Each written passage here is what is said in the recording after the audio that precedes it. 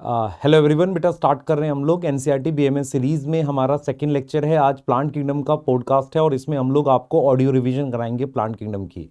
तो लेक्चर को स्टार्ट करने से पहले दो पॉइंट आप ध्यान से समझें।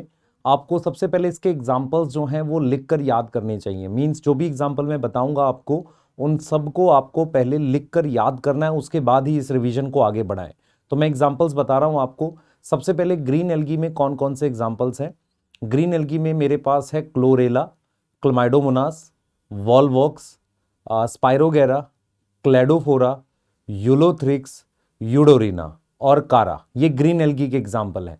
ब्राउन एल्गी में कौन से एग्जाम्पल याद करने हैं? 6 एग्जाम्पल है।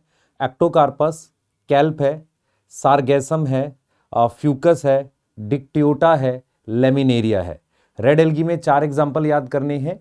ग्रेसिलेरिया है, जिलीडियम है, पॉलीसाइफोनिया है हमारे पास, और कौन सा रह गया? पोरफायरा है। तो ये हमारे पास जो है टोटल 4 एग्जाम्पल है, gracilaria, gelidium, porphyra, polysiphonia, red algae के। अब आपने याद करने हैं ब्रायोफाइट्स के।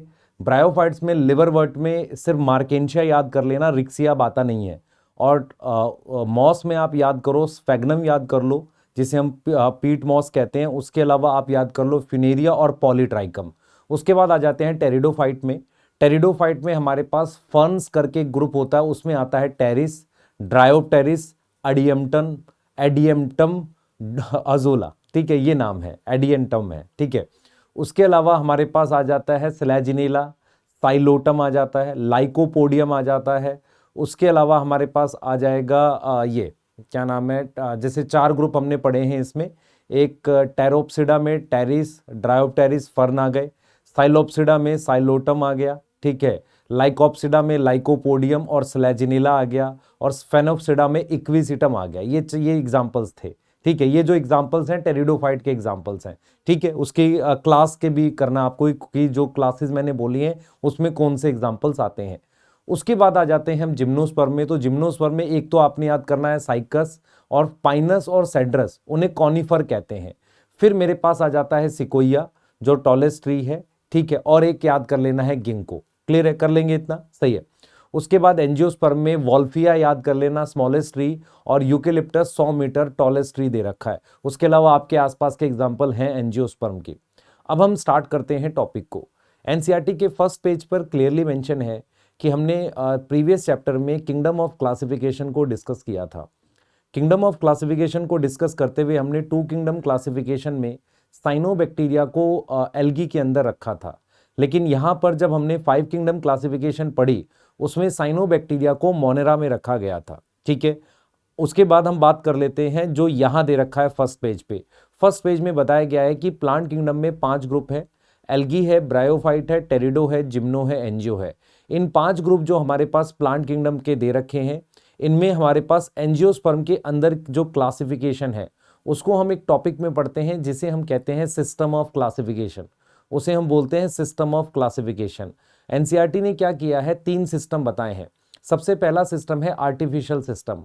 आर्टिफिशियल सिस्टम का क्या मतलब है कि हमने क्या किया है कि जो एंजियोस्पर्म के अंदर क्लासिफिकेशन करी है उस पे मैंने क्या किया है, मतलब ग्रॉस मॉर्फोलॉजिकल कैरेक्टर, मतलब ऐसे कैरेक्टर जो कलर पे, हैबिट्स, मतलब उसके कलर पे, साइज पे, इन चीज़ों पे डिपेंड करते हैं। तो आर्टिफिशियल सिस्टम किस पे डिपेंड करता है? ग्रॉस मॉर्फोलॉजिकल कैरेक्टर्स पे डिपेंड करता है। उसमें वेजिटेटिव और रिप्रोडक्टिव फीचर्स को सेम वेटेज दी गई है। उसके अलावा इसमें सिर्फ मॉर्फोलॉजिकल फीचर्स लिए गए हैं, और अगर रिप्रोडक्टिव फीचर्स लिए गए हैं तो उसमें भी नंबर ऑफ एंड्रोशियम की बात करी है, जिसने जो प्रपोज किया था लीनियस ने। तो अगर आर्टिफिशियल सिस्टम की बात करें उसमें लीनियस ने नंबर ऑफ एंड्रोशियम को लेकर बात की थी। उसके बाद आर्टिफिशियल सिस्टम के क्या ड्रॉबैक है कि इसमें अनरिलेटेड ऑर्गेनिज्म साथ आ जाते हैं, और ऐसा करेक्ट नहीं है कि वेजिटेटिव और रिप्रोडक्टिव फीचर्स को इक्वल वेटेज दी जाए। रीजन क्या है कि रिप्रोडक्टिव कैरेक्टर्स जो होते हैं वो आसानी से नहीं बदलते, पर वेजिटेटिव कैरेक्टर्स जो हैं वो आसानी से चेंज हो जाते हैं। अब इसके बाद की हम बात कर लेते हैं। इसके बाद हम आगे चले गए, प्लांट किंगडम में ही आगे जा रहे हैं और बात करते हैं नेचुरल सिस्टम की। नेचुरल सिस्टम का मतलब it is based on natural affinity. मतलब हमने क्या लिया है, सिर्फ एक्सटर्नल फीचर ना लेके बायोकेमिस्ट्री, साइटोलॉजी और एनाटॉमी और सेल बायो मतलब सेल की डिटेल, ये सारे फीचर्स लिए, एम्ब्रियोलॉजी, ये सारे फीचर्स लिए हैं क्लासिफिकेशन के लिए। इससे क्या हुआ है, जो रिलेटेड ऑर्गेनिज्म है उन्हीं का ग्रुप बन रहा है, और इस तरह की क्लासिफिकेशन दी है बेंथम एंड हुकर ने। ठीक है, उसके बाद हम आ जाते हैं फाइलोजेनेटिक सिस्टम। फाइलोजेनेटिक सिस्टम ये कहता है कि जो ऑर्गेनिज्म एक ग्रुप में रखे जाते हैं उनका कोई ना कोई कॉमन एंसेस्टर होता है। अब यहाँ पर पॉइंट ये है कि जब आप कॉमन एंसेस्टर की बात करते हैं उसके लिए आपको फॉसिल्स की ज़रूरत होती है। फॉसिल्स बहुत ईजी नहीं होता, तो कुछ ऐसी सिस्टम है जो फाइलोजेनेटिक सिस्टम में हेल्प करते हैं। उनमें से एक है न्यूमेरिकल टैक्सोनॉमी। न्यूमेरिकल टैक्सोनॉमी को फेनेटिक सिस्टम भी बोलते हैं। इसमें क्या होता है कि हर कैरेक्टर को एक कोड दिया जाता है, कंप्यूटर बेस्ड प्रोग्राम डिजाइन करते हैं। आफ्टर दैट वेजिटेटिव और रिप्रोडक्टिव कैरेक्टर को यहाँ भी सेम वेटेज देते हैं पर लार्ज नंबर ऑफ कैरेक्टर्स लेते हैं।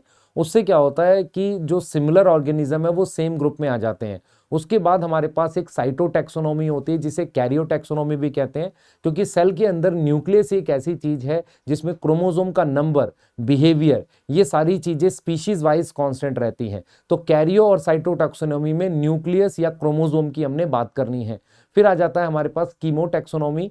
कीमोटैक्सोनॉमी में बेसिकली क्या होता है बेटा, हमारे पास जो केमिकल्स प्रेजेंट होते हैं प्लांट में उनको आधार बनाते हैं क्लासिफिकेशन का, जनरली सेकेंडरी मेटाबोलाइट होते हैं। अब हमने बात कर ली है, सेकंड पेज पे आ गए हैं प्लांट किंगडम के हम। अब हम बात करेंगे उन 5 ग्रुप की, एल्गी, ब्रायोफाइट, टेरिडोफाइट, जिम्नो और एंजियो। मैं रिपीट कर देता हूं, आपको इनके एग्जांपल्स पहले लिख लेने हैं, याद कर लेने हैं, फिर आपको इसे सुनना है। अब हम बात करते हैं सबसे पहले जनरल फीचर्स की। अगर हम इन 5 ग्रुप में देखें तो एल्गी जो है उसमें जाइगोटिक मियोसिस होती है, उसे एम्ब्रियोफाइटा नहीं मानते। बाकी के चारों group bryophyte, pteridophyte, gymnosperm, angiosperm, उनमें जाइगोटिक मियोसिस नहीं होती, उनमें जाइगोटिक माइटोसिस होती है, उनमें हम मानते हैं कि एम्ब्रियो दिखता है। उसके बाद हम बात करते हैं सीड किसमें प्रेजेंट है, जिम्नो एंजियो, उन्हें इसलिए स्पर्मेटोफाइटा कहते हैं। ट्रैकियोफाइटा का मतलब होता है जिसमें vascular bundle. Pteridophyte, gymnosperm, angiosperm, ये ट्रैकियोफाइटा होते हैं। एल्गी और ब्रायोफाइट पहले 2 ग्रुप हैप्लॉइड प्लांट है। टेरिडो, जिम्नो, एंजियो ये डिप्लॉइड प्लांट होते हैं। ठीक है, जब भी हम बात करते हैं हैप्लॉइड प्लांट की तो उनमें डोमिनेंट प्लांट बॉडी गेमेटोफाइट होती है, और जब हम बात करते हैं डिप्लॉइड प्लांट की तो उसमें डोमिनेंट प्लांट बॉडी स्पोरोफाइट होती है। अब हम बात कर लेते हैं बेटा कि लाइफ साइकिल की। एल्गी में लाइफ साइकिल हैप्लॉन्टिक है, इसका मतलब उसमें डिप्लॉइड स्टेज के सेल्स का नंबर बहुत कम होता है, वो सिंगल सेल जाइगोट होता है। ब्रायो और टेरिडोफाइट में लाइफ साइकिल हैप्लोडिप्लॉन्टिक है। ब्रायोफाइट में, टेरिडोफाइट में लाइफ साइकिल हैप्लोडिप्लॉन्टिक है, मींस स्पोरोफाइट और गेमेटोफाइट में सफिशिएंट नंबर ऑफ सेल्स होते हैं। जिम्नोस्पर्म और एंजियोस्पर्म की लाइफ साइकिल डिप्लॉन्टिक है। इसका मीनिंग ये है कि इसमें गेमेटोफाइट स्टेज में सेल्स के नंबर कम है और वो डिपेंड है किस पे, स्पोरोफाइट पे। अब हम आ जाते हैं एल्गी की डिटेल पढ़ना। एल्गी जो होती है बेटा ग्रीन है, थैलॉइड है, क्लोरोफिल बियरिंग है। एल्गी का जो हैबिटाट है हमारे पास वो कहाँ मिलती है, green algae fresh water, marine दोनों में मिलती है हमारे पास। उसके अलावा मॉइस्ट सॉइल पे मिल जाती है, स्टोन पे मिल जाती है। कुछ ग्रीन एल्गी हमारे पास स्लॉथ बियर पे ग्रो करती है, तो कुछ उसके अनयूजुअल हैबिटाट भी हैं। ब्राउन एल्गी भी हमारे पास फ्रेश वाटर मैरीन में मिलती है पर मेनली मैरीन है। सेम रेड एल्गी भी फ्रेश वाटर मैरीन पर मोस्टली मैरीन में मिलती है, और कुछ रेड एल्गी हमारे पास वार्म वाटर में भी ग्रो करती है। तो इसका मतलब एल्गी का जनरल हैबिटाट एक्वेटिक हो गया। अब हम आ जाते हैं स्ट्रक्चर को लेके, हम तीनों एल्गी के स्ट्रक्चर को कंपेयर करेंगे। ग्रीन एल्गी में यूनिसेलुलर एल्गी है क्लोरेला और क्लोमैडोमोनास। क्लोरेला में फ्लैजिला नहीं होता, क्लोमैडोमोनास में फ्लैजिला होता है। जब हम सेल्स को ऐसे लगा देते हैं लाइन वाइज तो फिलामेंटस हो जाती है। तो यूलोथ्रिक्स क्लैडोफोरा है ना, यूलोथ्रिक्स क्लैडोफोरा ये आपकी फिलामेंटस एल्गी है, स्पाइरोगैरा फिलामेंटस एल्गी है। ब्राउन एल्गी में भी स्ट्रक्चर फिलामेंटस ही होता है, ब्रांच कम ब्रांच से लेकर ज्यादा ब्रांच तक, और रेड एल्गी भी फिलामेंटस होती है। इसका मतलब एल्गी में सबसे कॉमन स्ट्रक्चर हमारे पास कैसा है, फिलामेंटस।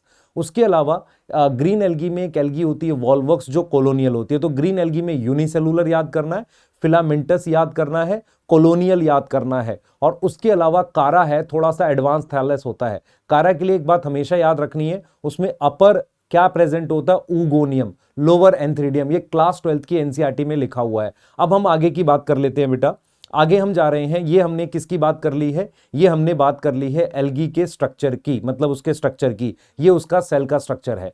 अब हम बात करेंगे सेल की डिटेल की एल्गी में। सबसे पहले हम डिटेल की बात करते हैं सेल वॉल। तीनों एल्गी को कंपेयर करते हैं।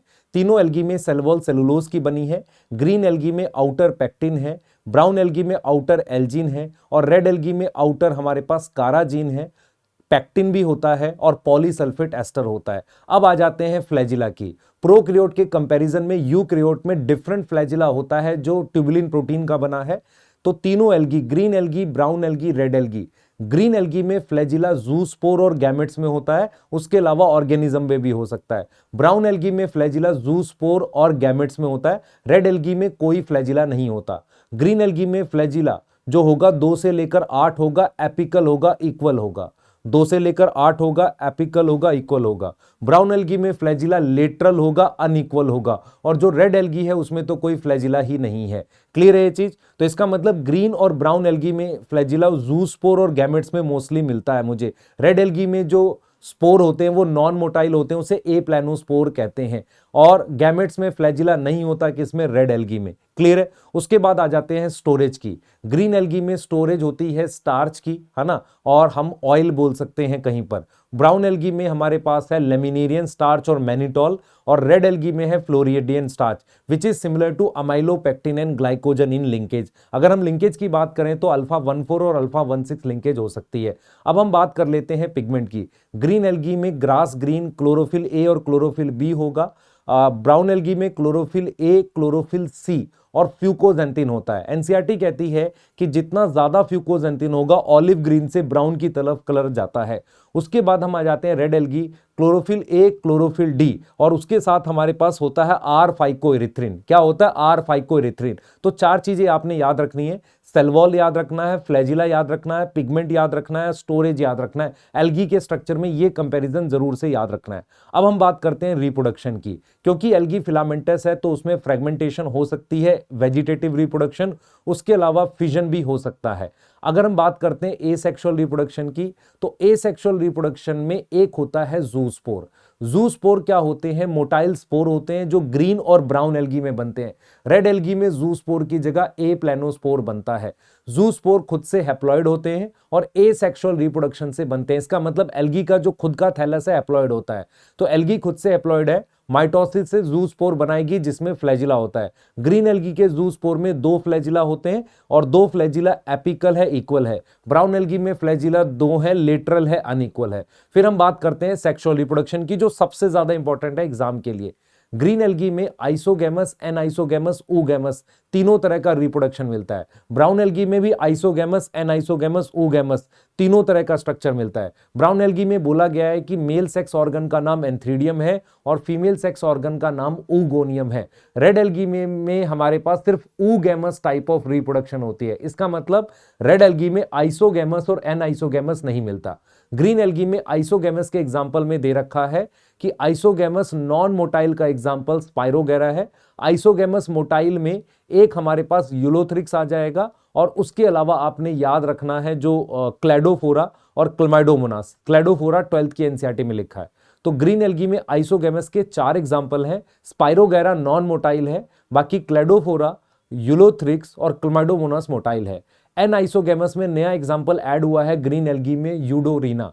और हमारे पास वॉल्वॉक्स जो है वो ऊगैमस का एग्जाम्पल है ग्रीन एल्गी में।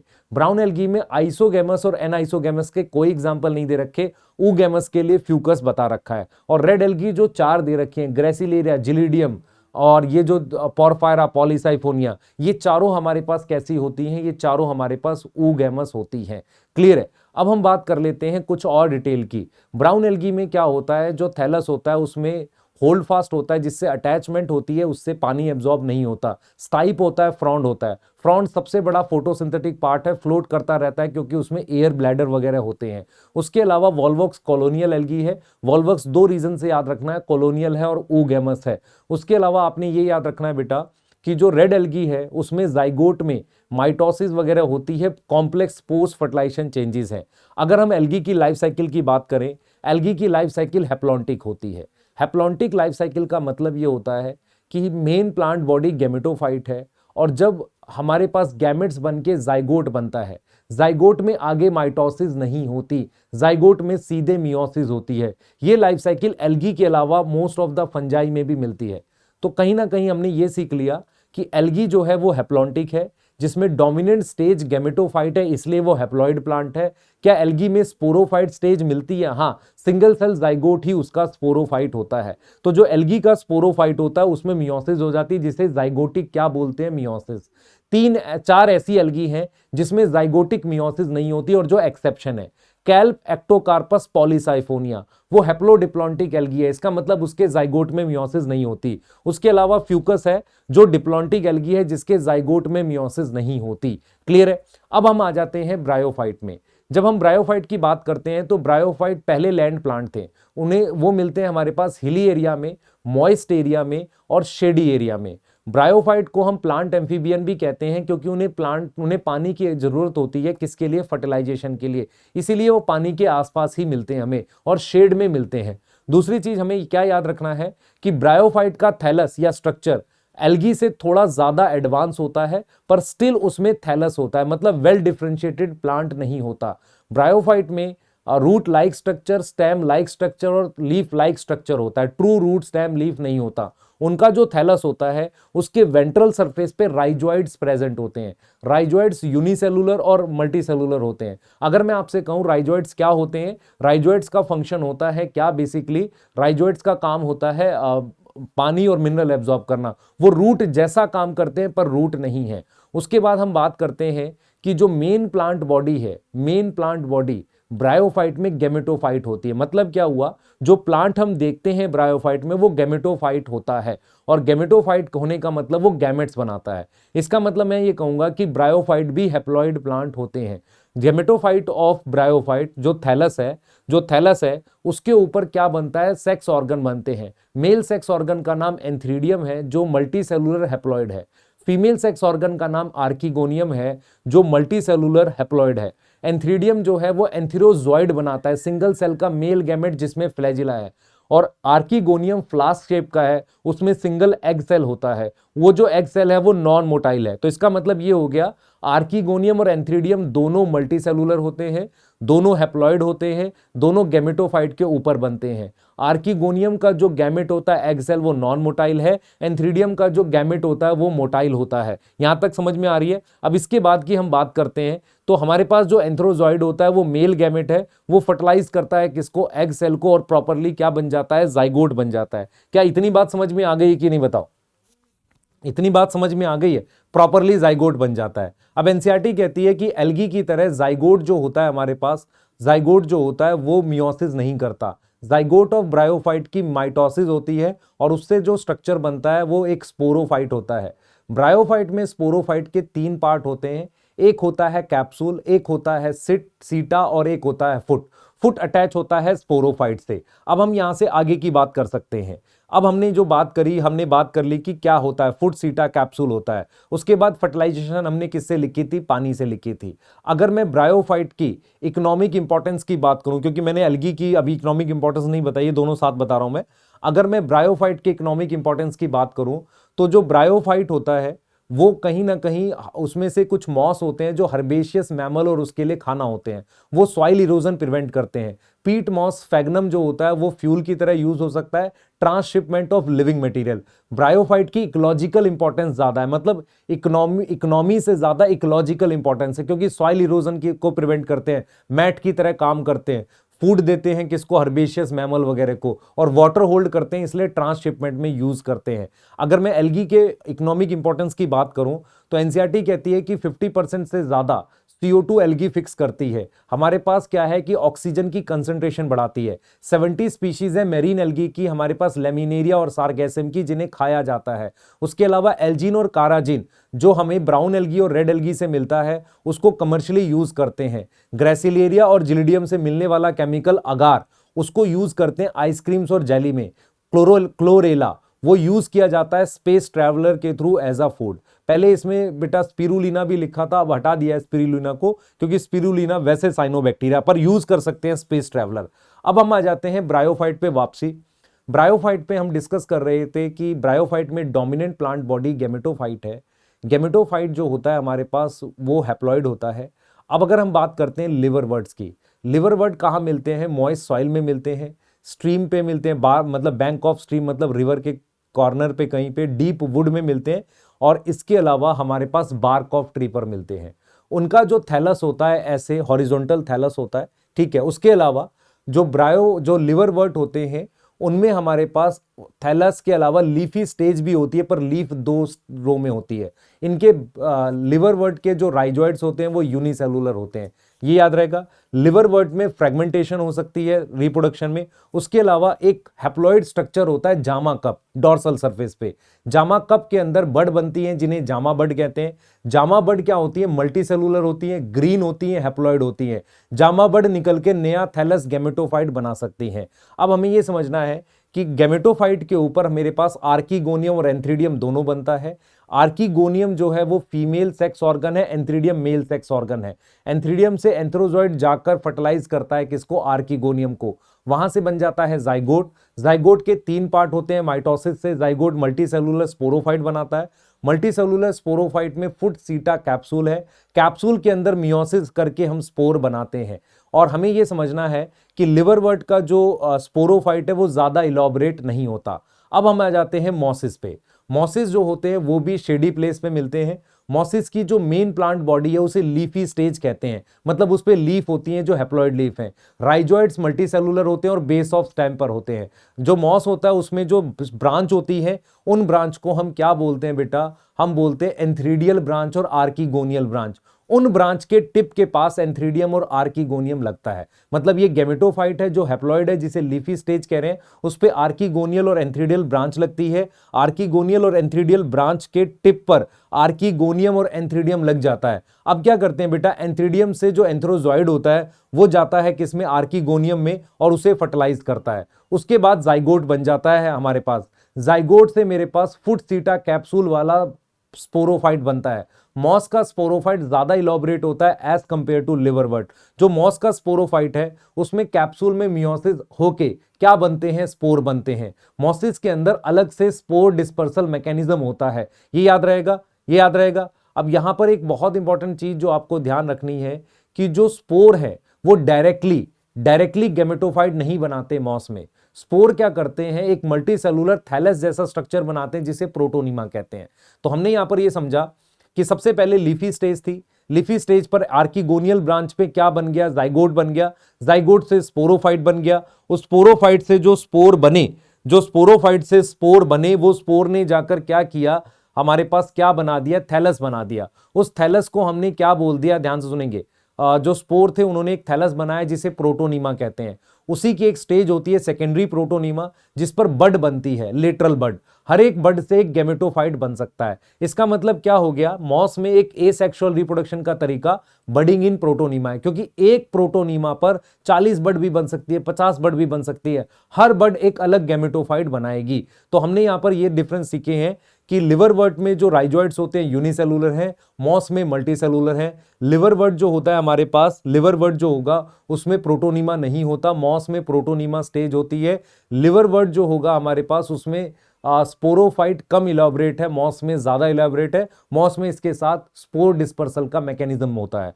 अब हम आ जाते हैं टेरिडोफाइट पर उससे पहले जरा हम ब्रायोफाइट की लाइफ साइकिल डिस्कस कर लेते हैं। हमने बोला था सभी तरह के प्लांट में गैमेटोफाइट और स्पोरोफाइट दोनों तरह की स्टेज होगी। एल्गी के केस में गैमेटोफाइट मेन प्लांट बॉडी थी और स्पोरोफाइट सिंगल सेल जाइगोट था। पर ब्रायोफाइट के केस में गैमेटोफाइट जो है वो मेन प्लांट बॉडी है, लेकिन स्पोरोफाइट सिंगल सेल नहीं है। स्पोरोफाइट मल्टीसेलुलर है। वो स्पोरोफाइट डिपेंड होता है गैमेटोफाइट पर खाने के लिए, इसलिए हम कह सकते हैं कि स्पोरोफाइट नॉन ग्रीन पैरासिटिक है। तो हम ये बोलेंगे कि ब्रायोफाइट में मेन प्लांट बॉडी गैमेटोफाइट है और स्पोरोफाइट उस पर डिपेंड है। लाइफ साइकिल हैप्लोडिप्लॉन्टिक कहलाती है क्योंकि गैमेटोफाइट और स्पोरोफाइट दोनों हमारे पास क्या होते हैं? मल्टीसेलुलर होते हैं। पर हम क्या बोलते हैं कि ब्रायोफाइट एक हैप्लॉइड प्लांट है। रीजन क्या है कि ब्रायोफाइट हैप्लॉइड प्लांट क्यों है बेटा? रीजन क्या है? ध्यान से सुनना। रीजन क्या है कि ब्रायोफाइट में डोमिनेंट प्लांट बॉडी गैमेटोफाइट होती है। अगर आपसे कोई पूछे कि ब्रायोफाइट में डिप्लॉयड स्ट्रक्चर्स बताओ, फुट सीटा कैप्सूल जाइगोट, ये हमारे पास डिप्लॉयड स्ट्रक्चर है। स्पोर, प्रोटोनिमा और आपके पास जामा बड, ये सारे आपके पास आर्किगोनियम, एंथ्रीडियम, ये हैप्लॉयड स्ट्रक्चर हैं। अब हम आ जाते हैं टेरिडोफाइट पर। हम ये जानते हैं कि लाइफ पूरी तरीके से लैंड पर आ गई थी। टेरिडोफाइट प्रॉपर तरीके से एक लैंड प्लांट्स थे जिन्होंने वास्कुलर बंडल डेवलप किया। तो टेरिडोफाइट के जो रिप्रेजेंटेटिव मेंबर होते हैं उनमें हमारे पास एक तो फर्न्स होते हैं, मतलब मेनली फर्न ज्यादा होते हैं। उसके अलावा इक्विसिटम को हॉर्स टेल कहते हैं, वो उसके मतलब रिप्रेजेंटेटिव मेंबर है। टेरिडोफाइट का बहुत ज्यादा इकोनॉमिक यूज नहीं है, ऑर्नामेंटल यूज करते हैं और कुछ मेडिसिनल पर्पस में यूज करते हैं। और वो क्या करते हैं, सॉइल इरोजन प्रिवेंट करते हैं, कहीं ना कहीं सॉइल बाइंडर की तरह काम करते हैं। अब हम आ जाते हैं टेरिडोफाइट के हैबिटाट की। टेरिडोफाइट भी बेटा हमारे पास शेडी प्लेस जैसी जगह पर मिलता है, पर वो सैंडी सॉइल में मिल जाता है। पर वो बहुत कूल प्लेस पे, मतलब ऐसा नहीं बोल सकते कि सॉरी हम ये नहीं बोल सकते कि उसको एकदम ह्यूमिड जैसी जगह चाहिए, पर हमें याद रखना है लैंड पर मिलता है, पर पानी का सोर्स आसपास होना चाहिए। अब हम आते हैं उसके स्ट्रक्चर पे। टेरिडोफाइट ब्रायोफाइट से कंपेयर करें, first time true root stem leaf आया। इसका मतलब पहली बार इनमें वास्कुलर बंडल बने, जाइलम फ्लोएम पहली बार टेरिडोफाइट में बनते हैं।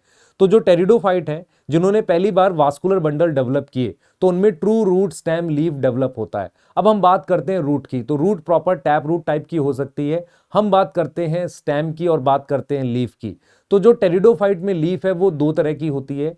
एक नॉर्मल लीफ होती है जो छोटी हो सकती है, बड़ी हो सकती है। नॉर्मल लीफ मतलब फोटोसिंथेटिक लीफ।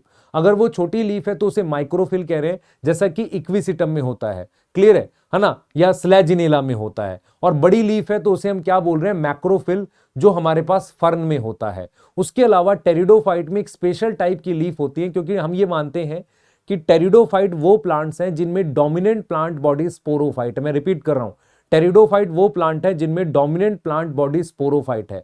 जब हम बात करते हैं कि डोमिनेंट प्लांट बॉडी स्पोरोफाइट है तो उसे स्पोर बनाना चाहिए। इसका मतलब जो आप टेरिडोफाइट देखते हो वो उसकी स्पोरोफाइट स्टेज है। उसमें फुट सीटा कैप्सूल की जगह रूट स्टेम लीफ होता है, ट्रू वाला। और ट्रू रूट स्टेम लीफ मतलब उसमें वास्कुलर बंडल है। जब हम ये कह रहे हैं कि वो क्या बनाएंगे, स्पोर्स बनाएंगे, तो कहीं ना कहीं कोई स्ट्रक्चर होना चाहिए टेरिडोफाइट में स्पोर बनाने के लिए।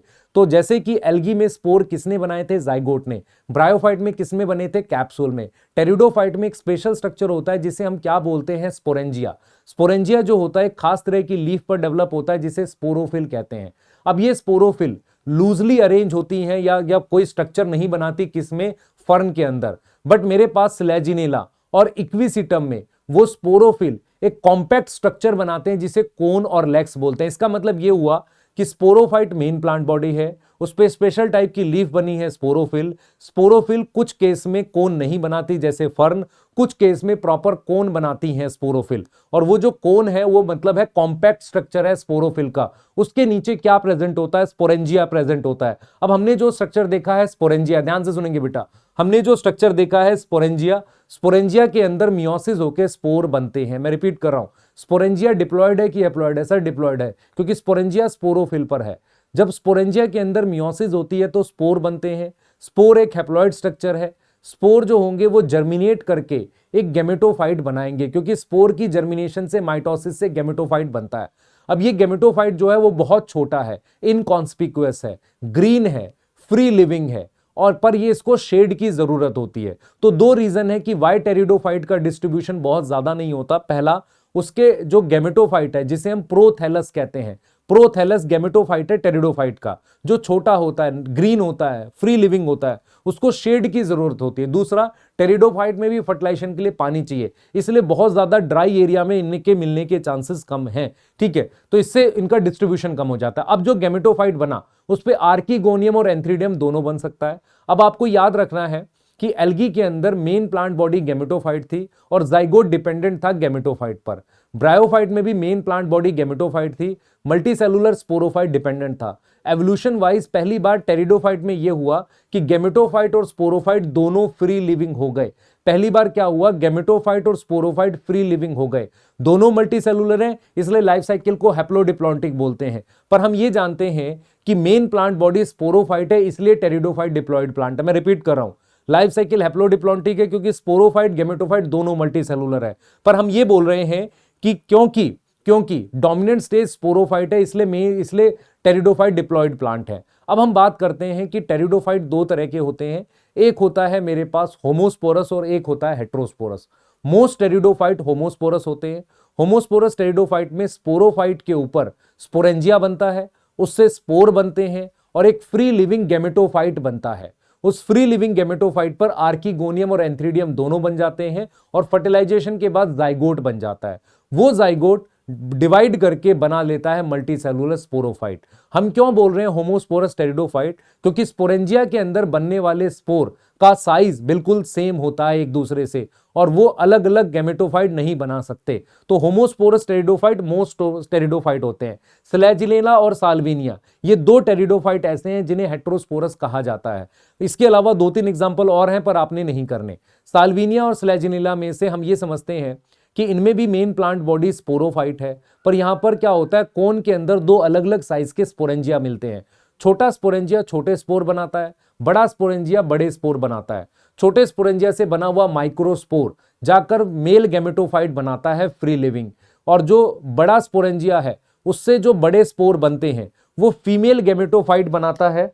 फीमेल गैमेटोफाइट बनाता है जो डिपेंड हो जाता है किस पे, स्पोरेंजिया के अंदर। रिपीट कर रहा हूं, हेट्रोस्पोरस कैसे अलग है? पहली बात तो अलग अलग साइज के स्पोरेंजिया होते हैं और अलग अलग साइज के स्पोर बनते हैं। जो छोटा स्पोर बनता है जिसे माइक्रोस्पोर कहते हैं, वो माइक्रोस्पोर क्या करता है बेटा? Microspore free living male gametophyte बना देता है। लेकिन जो मेगा स्पोर है वो डिपेंड हो जाता है स्पोरेंजिया के अंदर। वो डिपेंडेंट जो फीमेल गैमेटोफाइट बनाता है, डिपेंडेंट फीमेल गैमेटोफाइट बनाने का मतलब क्या है कि फर्स्ट टाइम नेचर में गैमेटोफाइट स्पोरोफाइट पे डिपेंड हुआ। फर्स्ट टाइम ऐसा हुआ कि फीमेल गैमेटोफाइट स्पोरेंजिया के अंदर रह गया। ऐसा किसमें हुआ है? हेट्रोस्पोरस टेरिडोफाइट में। तो what is meaning of heterospory? दो अलग अलग साइज के स्पोर बनना। उससे फायदा क्या हुआ? मेगा स्पोर फीमेल गैमेटोफाइट बनाएगा और first time female gametophyte retain on sporophyte inside sporangia. अब क्या होगा? फर्टिलाइजेशन कहां होगी? उस गैमेटोफाइट पर वो गैमेटोफाइट कुछ टाइम के बाद हट सकता है। तो आपको यह समझना है कि हेट्रोस्पोरस टेरिडोफाइट ने एक तरीके से सीड हैबिट या सीड लाने की तैयारी करी है, इसलिए हम कहते हैं precursor of seed habit. Seed बनाने के लिए मुझे 4 जरूरतें होती हैं। पहला, हेट्रोस्पोरी होना। दूसरा, फीमेल गैमेटोफाइट का स्पोरोफाइट पे डिपेंड होना। तीसरा, मेरे पास हार्ड इंटेग्यूमेंट, जिसके बाद स्पोरेंजिया को ओव्यूल का नाम दे देते हैं। और फोर्थ है embryo undergo resting stage. Pteridophyte जो हमारे पास हेट्रोस्पोरस थे उनमें इनमें से 2 कंडीशन पूरी हो गई। कौन सी 2 पूरी हो गई? इनमें से हमारे पास पहली वाली पूरी हो गई, हेट्रोस्पोरी। दूसरा, female gametophyte retain on sporophyte वाली पूरी हो गई। लेकिन जब जिम्नो और एंजियोस्पर्म की बात कहते हैं उनमें ये चारों कंडीशन पूरी हो जाती है, इसलिए उनमें सीड प्रेजेंट होता है। अब आपने क्लासेस मैंने आपको स्टार्टिंग में बता दी थी, लाइकोप्सिडा में लाइकोपोडियम आएगा और स्लेजिनिला आएगा। टेरोप्सिडा में टेरिस, ड्रायोप्टेरिस, अजोला, अडियंटम। अजोला क्या होता है बेटा? अजोला के अंदर एनाबीना रहता है, उसकी लीफ को as a bio fertiliser use कर सकते हैं। उसके अलावा आपके पास याद करो, स्फेनोप्सिडा में इक्विसिटम आएगा और साइलोप्सिडा में साइलोटम आएगा। तो ये फिनिश होता है आपका टेरिडोफाइट। पर अभी तक आपको ये समझ में आ जाना चाहिए कि टेरिडोफाइट में फर्स्ट टाइम गैमेटोफाइट और स्पोरोफाइट फ्री लिविंग वे, फर्स्ट टाइम वास्कुलर बंडल आया, और हेट्रोस्पोरस में first time female gametophyte depend हुआ टेरिडो उस पे, स्पोरोफाइट पे। अब हम आगे चलते हैं, बात करते हैं जिम्नोस्पर्म की। जिम्नोस्पर्म का नाम है नेकेड सीड। नेकेड सीड का क्या मतलब है? इनके अंदर स्पोरेंजिया होते हैं पर वो ओवरी के अंदर नहीं होते। जैसे हम बात करते हैं एंजियोस्पर्म की, वहां ओवरी के अंदर स्पोरेंजिया होते हैं जिसे ओव्यूल कहते हैं। तो ओवरी फ्रूट में डेवलप होती है, ओव्यूल सीड में डेवलप होता है। पर जिम्नोस्पर्म में ओवरी नहीं होती, इस वजह से जो सीड बनते हैं बिना फ्रूट के बनते हैं, नेकेड बनते हैं। ये चीज समझ में आ रही है? इसका मतलब क्या जिम्नोस्पर्म में सीड होते हैं? यस। क्या स्पोरेंजिया होते हैं? यस। क्या स्पोरेंजिया में इंटेग्यूमेंट होती है? हाँ होती है, पर सीड के बाहर ओवरी नहीं होती, या हम बोलेंगे फ्रूट नहीं बनता। आगे हम चले जाते हैं, जिम्नोस्पर्म में हर्ब होते हैं, श्रब होते हैं, ट्री होते हैं। हर्ब नहीं होते, श्रब होते हैं, मीडियम साइज ट्री होते हैं और लार्ज साइज ट्री होते हैं। सिकोया जो है टॉलेस्ट ट्री है, रेडवुड ट्री कहते हैं। टॉलेस्ट ट्री हमारे पास मिलता है सिकोया, ठीक है। उसके बाद हम बात करते हैं एग्जांपल की, पाइनस याद कर लेना, साइकस याद कर लेना। पाइनस और सेड्रस दोनों को कॉनिफर कहते हैं। हम क्या करते हैं बेटा, साइकस और पाइनस को कंपेयर करके उनका रूट, स्टेम, लीफ देखेंगे। टेरिडोफाइट में मेन प्लांट बॉडी क्या थी? स्पोरोफाइट। ऐसे ही जिम्नोस्पर्म में भी मेन प्लांट बॉडी हमारे पास क्या रहेगी? स्पोरोफाइट रहेगी। तो जो स्पोरोफाइट होते हैं, मेन प्लांट बॉडी हमारे पास स्पोरोफाइट होती है। इसका मतलब जो आसपास आप जिम्नोस्पर्म देखोगे वो एक तरीके से डिप्लॉयड है, क्योंकि मेन प्लांट बॉडी स्पोरोफाइट है। अब जरा कंपैरिजन कर लेते हैं, किसका कंपैरिजन हम कर रहे हैं? साइकस और पाइनस का। पाइनस और साइकस में सबसे पहले रूट का कंपैरिजन। पाइनस में याद रखें रूट टैप रूट है, और उस रूट में हमारे पास क्या होता है? माइकोरिजा। साइकस में कोरेलॉइड रूट। क्या मतलब? कुछ रूट का हिस्सा साइकस में ऊपर आ जाता है और उसमें नाइट्रोजन फिक्सेशन होती है। स्टेम की बात करें, साइकस की स्टेम अनब्रांच है, पाइनस की स्टेम और सेड्रस की स्टेम, क्योंकि दोनों कॉनिफर हैं, ब्रांच स्टेम होती है। साइकस की जो लीफ होती है वो हमारे पास पाइनेटली कंपाउंड लीफ होती है बड़े साइज की, और पाइनस की जो लीफ होती है वो हमारे पास कैसी होती है, निडल शेप होती है।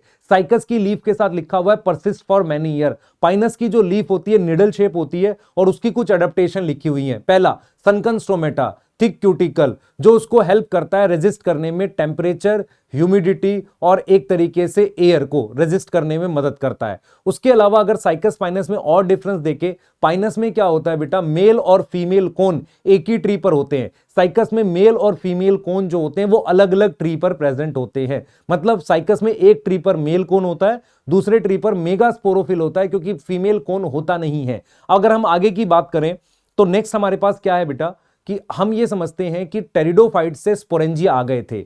पाइनस में क्या होता है, सारे छोटे स्पोरेंजिया एक साथ मिलकर मेल कोन बनाते हैं जिम्नोस्पर्म में, और फिर सारे बड़े स्पोरेंजिया मिलके फीमेल कोन बनाते हैं। तो कोन क्या होता है, ग्रुप ऑफ माइक्रोस्पोरेंजिया। वहां पर एक लीफ होती है जिसे बोलते हैं माइक्रोस्पोरोफिल। मतलब क्या हुआ, कोन में लीफ होती है माइक्रोस्पोरोफिल, उसके ऊपर हमारे पास क्या लगे रहते हैं, माइक्रोस्पोरेंजिया, उसे मेल कोन कहते हैं। ऐसे ही क्या होता है, मेगास्पोरोफिल लीफ होती है और ये लीफ स्पाइरली अरेंज है। जब हम बात करते हैं स्पाइरली अरेंज तो ये गोल होती है। तो मेल और फीमेल कोन में माइक्रोस्पोरोफिल और मेगास्पोरोफिल होती है। माइक्रोस्पोरोफिल में माइक्रोस्पोरेंजिया मेल कोन में, मेगास्पोरोफिल में मेगास्पोरेंजिया जिसे ओव्यूल कहते हैं फीमेल कोन में।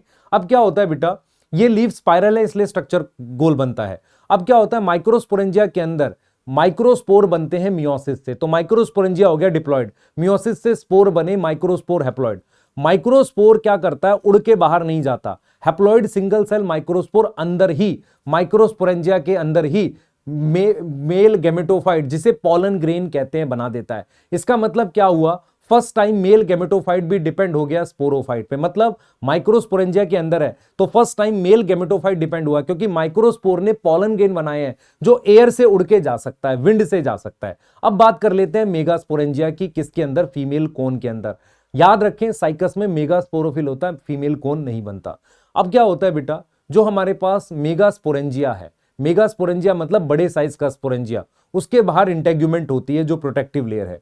उसके अंदर जो सेल्स होते हैं उनमें से वो एक टिश्यू होता है, उसे न्यूसिलस कहते हैं। न्यूसिलस डिप्लॉयड है। न्यूसिलस का कोई एक सेल मेगास्पोर मदर सेल की तरह काम करता है और उसमें मियोसिस होकर 4 मेगास्पोर बन जाते हैं। इसका मतलब न्यूसिलस डिप्लॉयड है, इंटेग्यूमेंट डिप्लॉयड है। तो जो 4 मेगास्पोर है उसमें से 3 खराब हो जाते हैं जैसा एंजियोस्पर्म में होता है। एक जो आगे डेवलप करता है, आगे जो डेवलप करेगा, ध्यान से समझिए, आगे जो डेवलप करेगा उसे हम क्या बोलते हैं बेटा, उसे हम बोलते हैं फंक्शनल मेगास्पोर।